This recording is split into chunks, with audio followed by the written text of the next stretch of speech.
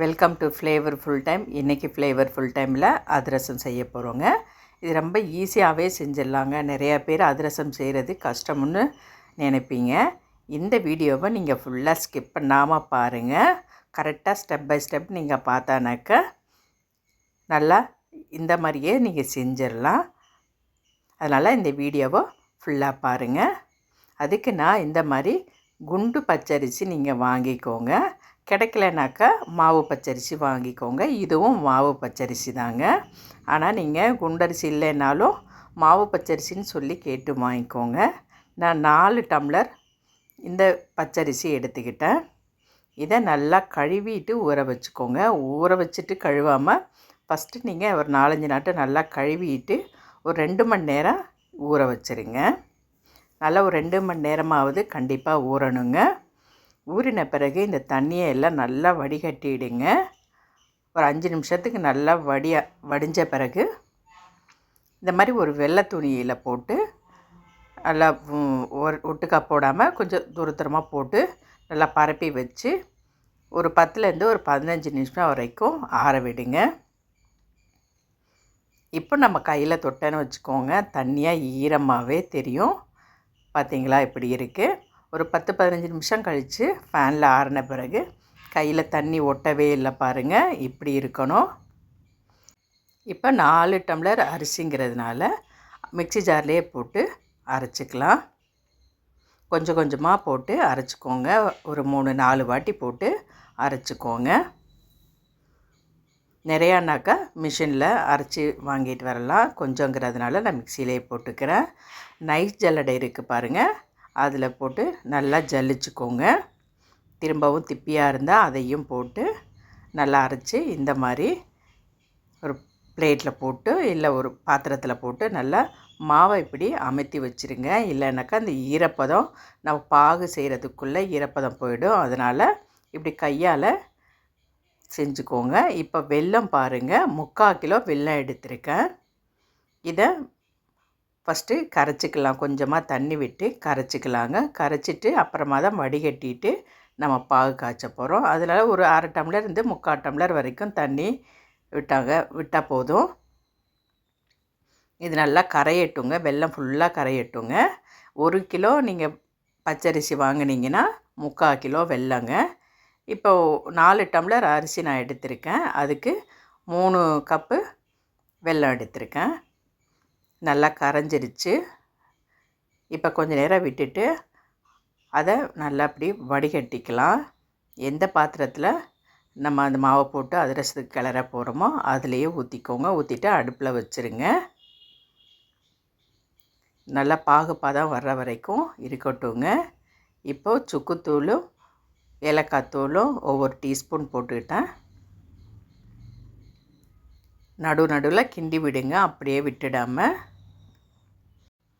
மிதமான தீயிலே வச்சுக்கோங்க. மீடியம் டு லோ ஃப்ளேம்லேயே வச்சுக்கோங்க. இப்போ நான் செக் பண்ணுறேன் பதம் கரெக்டாக வந்துருச்சான்ட்டு. இப்படி தண்ணி கிண்ணத்தில் வச்சு நம்ம ஊற்றி பார்க்கணுங்க. பாருங்கள், இப்படி திரண்டு வந்திருக்கு. இன்னும் கொஞ்சம் இருக்கணுங்க. இப்படி விரலில் இப்படி ஒழுகி ஓடக்கூடாதுங்க. இதுக்கு அடுத்த ஸ்டேஜ் தான் தக்காளி பதத்துக்கு வந்துச்சு. அந்த வீடியோ கட் ஆகிடுச்சு. கரெக்டாக அந்த தக்காளி பதம் மாதிரி உருண்டு திரண்டு வருங்க. அப்போ மாவை கொஞ்சம் கொஞ்சமாக போட்டு ஸ்டவ்வை நீங்கள் கண்டிப்பாக ஆஃப் பண்ணிவிடுங்க. ஆஃப் பண்ண பிறகு கொஞ்சம் கொஞ்சமாக போட்டு கிண்டி விடுங்க. கொஞ்சம் போட்டு கிண்டிட்டேனாக்கா அப்புறமா உங்களுக்கு ஈஸியாக இருக்கும்.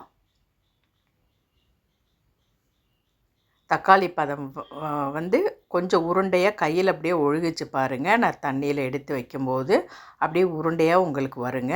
அந்த ஸ்டேஜில் தான் மாவை போடணும். உடனே ஸ்டவ் ஆஃப் பண்ணிவிட்டு மாவு போட ஆரம்பிச்சிடணுங்க. இப்போ கீழே இறக்கி வச்சுக்கிட்டு நல்லா கிண்டி விட்டுக்கிறேன். பாருங்கள், இந்த அளவுக்கு இருக்குது. உங்களுக்கு நல்லா ஆறிட்டனாக்கா மறுநாள் சுடலாங்க.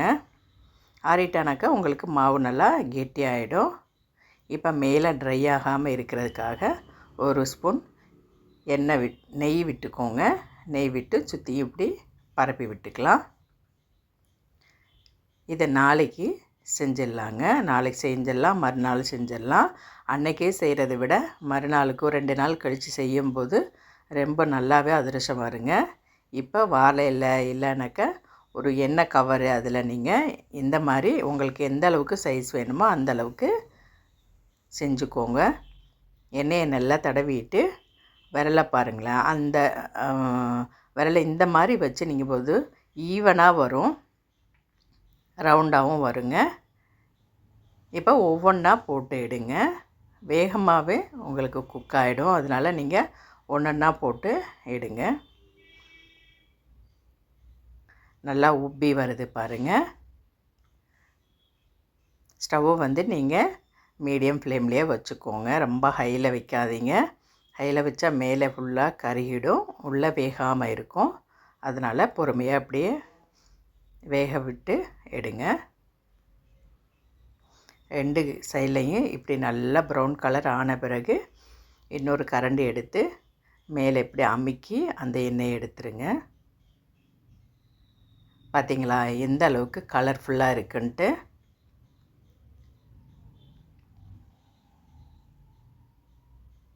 எவ்வளோ நல்லா வந்திருக்கு பாருங்கள். பாருங்கள் எந்த அளவுக்கு திக்னஸில் நான் செய்கிறேன்ட்டுக்காக செய்கிறேன் பாருங்கள். எவ்வளோ மெல்லிசாவே செஞ்சுருக்கேன் பாருங்கள்.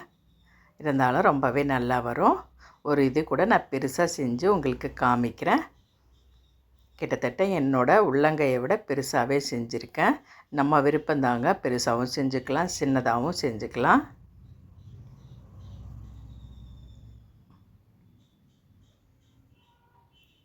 திருப்பி விட்டுடலாம். எப்படி பூரி மாதிரி இப்போய் வந்திருக்கு பாருங்கள். உங்களுக்கு கரெக்டான பக்குவத்தில் இப்படி செய்யும்போது தான் உங்களுக்கு அரிசி மாவு பிரியாமல் நல்லா அழகாக இந்த மாதிரி வருங்க, சாஃப்டாக இருக்குங்க.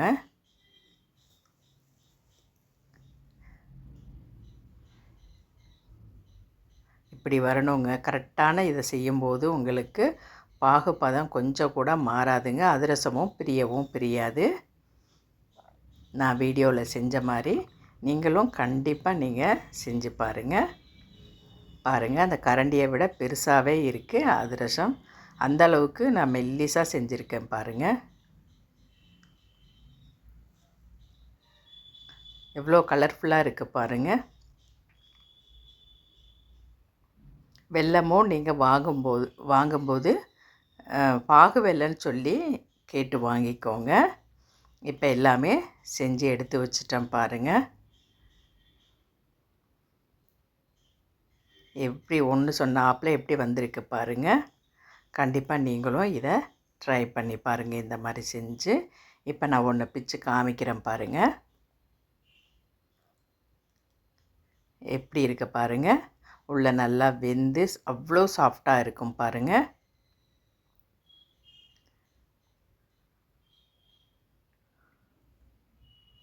பார்க்கும்போதே உங்களுக்கு தெரியும்னு நினைக்கிறேன். இப்போ இதே மாவுலையே மறுநாள் நான் வந்து நடுவில் ஓட்டை போட்டு வடை மாதிரி செய்வோம் பாருங்கள். கடையிலெல்லாம் உங்களுக்கு கிடைக்கும். இந்த மாதிரி ஓட்டை போட்டு நம்மளும் அந்த மாதிரியும் செய்யலாம். அவ்வளோதாங்க. சின்னதாக செஞ்சுட்டு மாவு கொஞ்சமாக எடுத்து சின்னதாக செஞ்சுட்டு நடுவில் இப்படி வடைக்கு ஓட்டை போடுற மாதிரி எண்ணெயை கையில் தொட்டுட்டு போட்டு எடுக்க வேண்டியதாங்க. கரண்டியால் இப்படி எண்ணெயை மட்டும் லேசாக இப்படி போட்டு எடுங்க. இந்த மாதிரி செய்யும்போது நீங்கள் 2, 3, 4 அப்படி கூட உங்கள் பாத்திரம் சைஸ், எண்ணெய் பாத்திரம் சைஸ் அளவுக்கு நீங்கள் கூட போடலாம். நான் உங்களுக்கு காமிக்கணுங்கிறதுக்காக ஒன்றா போட்டு எடுக்கிறேன். இல்லைனாக்கா 3, 4 கூட போட்டு எடுத்துக்கலாம். இது நீங்கள் கரண்டியை வச்சு மேலே அமுத்தி எடுத்துக்கக்கூடாதுங்க. இதை நல்லா எண்ணெய் மட்டும் வடிய விட்டுட்டு அப்படியே எடுத்து வச்சிடலாங்க. ஒரு பிளேட்டில் வச்சு அந்த எண்ணெய் ஒரு சைடில் இப்படியே வழிஞ்சு போகிறதுக்காக இப்படி ஓரமாக இப்படி அடுக்கி வச்சிடலாம். கரண்டியை வச்சு மேலே வச்சு அமுக்கி இந்த மாதிரி இதுக்கு எடுக்க வேண்டாம். அப்படியே எடுக்கும்போது தான் பார்க்குறதுக்கு அழகாக இருக்கும் வடை சைஸில். திரும்பி இன்னொன்று உங்களுக்கு போட்டு காமிச்சிருக்கேன் பாருங்கள். இதுவும் எப்படி நல்லா உப்பி வந்திருக்கு பாருங்கள். நல்லா கலர் சேஞ்ச் ஆயிடுச்சு. அவ்வளோதான், எடுத்துடலாங்க. ரொம்ப பிளாக் கலராக விடாமல் ஓரளவுக்கு ப்ரௌன் கலராக நல்லா வந்துட்டாவே எடுத்துருங்க. கலர் பார்க்கும்போதே உங்களுக்கு தெரியும் எவ்வளோ அட்டகாசமாக இருக்குது பாருங்கள். அவ்வளோதாங்க. இதுவும் நான் செஞ்சு எடுத்து வந்திருக்கேன் பாருங்கள். எல்லாமே செஞ்சு எடுத்துட்டேன்னா நாள் பாதி செஞ்சுட்டு மறுநாள் பாதி செஞ்சுட்டேங்க. எவ்வளோ அதிரசம் வந்ததுன்ட்டு நான் கவுண்ட் பண்ணவே இல்லை. பாருங்கள், ஷேப் பார்க்க எவ்வளோ அழகாக இருக்குது, ஈவனாக இருக்குது. அதிரசம் பெருசாக செய்யும்போது கூட ஒரு அதிரசம் சாப்பிட்றதுக்கு கஷ்டப்படுவாங்க. சின்ன பசங்கள்லாம் அப்படி சின்னதாக செஞ்சிட்டோன்னாக்கா அழகாக சாப்பிட்டுடுவாங்க. பாருங்க, நான் மறுநாள் பாதி மாவையும் இவ்வளவும் செஞ்சு எடுத்து வச்சுருக்கேன். இது நாள் செஞ்சதுங்க. இப்போ உங்களுக்கு இதை நான் பிச்சு காமிக்கிறேன். பார்க்கும்போதே உங்களுக்கு தெரியும். நீங்கள் பிளாஸ்டிக் டப்பாவோ இல்லை வேறு ஏதாவது உங்களுக்கு பாத்திரத்தில் எடுத்து வைக்கணுன்னாக்கா இந்த மாதிரி நல்லா ஈரம் இல்லாமல் தொடச்சிட்டு டிஷ்யூ பேப்பரை அடியில் போட்டுடுங்க. போட்டுவிட்டு ஏதாவது ஒரு மூடி இந்த மாதிரி எடுத்து அது மேலே வச்சுட்டு அதிரசம் எல்லாம் உள்ளே அடுக்கிடுங்க. பாருங்கள், இந்த மாதிரி நான் எல்லா அதிரசத்தையும் அடுக்கிட்டேன் பாருங்கள். இப்படி ஃபுல்லாகவுமே அடுக்கி வச்சிட்டேன் பாருங்கள். இப்போ உங்களுக்கு அதிரசம் பிச்சு காமிக்கிறேன். இந்த மாதிரி ஷேப்பில் செஞ்சது பார்த்திங்களா, எவ்வளோ அழகாக வந்திருக்கு. பார்க்கவே அட்டகாசமாக இருக்குங்க. எவ்வளோ நல்லா வெந்திருக்கு பாருங்கள். கண்டிப்பாக நான் சொன்ன மாதிரி இதே ரேஷியோலையே நீங்கள் இதே பக்குவத்தோடையே செஞ்சு பாருங்கள். பார்த்துட்டு எனக்கு கமெண்ட்ஸில் சொல்லுங்கள். பிடிச்சிருந்தால் லைக் பண்ணுங்கள், ஷேர் பண்ணுங்கள். மறக்காமல் ஃப்ளேவர்ஃபுல் டைமை சப்ஸ்கிரைப் பண்ணுங்கள். இந்த வீடியோ பார்த்தவங்க எல்லாருக்கும் ரொம்ப ரொம்ப நன்றி. இன்னொரு புது வீடியோவில் சந்திக்கலாம். தேங்க்யூ.